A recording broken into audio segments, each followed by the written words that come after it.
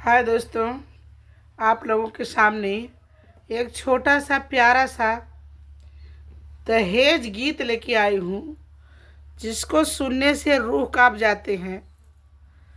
और इस समाज में कुछ दहेज के लोभी भी बैठे हुए हैं, मोस्ट टाइट करके।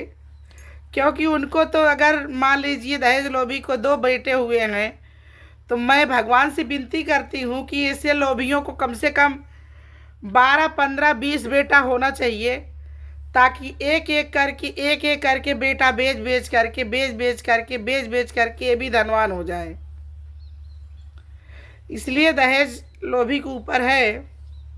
एक बेटी जो है अपने पिता से विनती कर रही है, क्या कह रही है कि बढ़ल बा समाज में दहेजवा, दहेज लोभी ओढ़ावे कफनवा।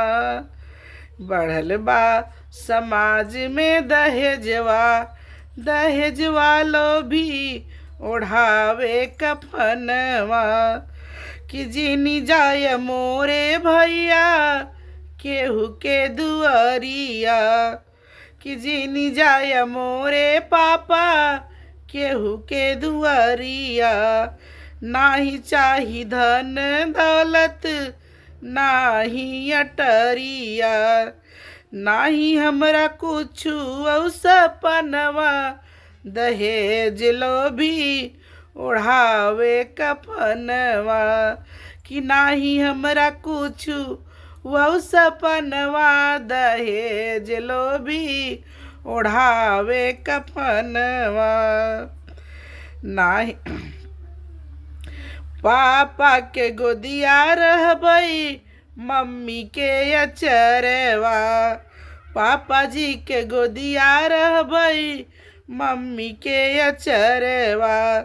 भाभी के खेलाऊ बैलनवा, दहेज लोभी ओढ़ावे कफनवा। कि भैया के खेलाऊ बैलनवा, दहेज लोभी ओढ़ावे कफनवा। बढ़ल बा समाज में दहेजवा, दहेज लोभी ओढ़ावे कफनवा।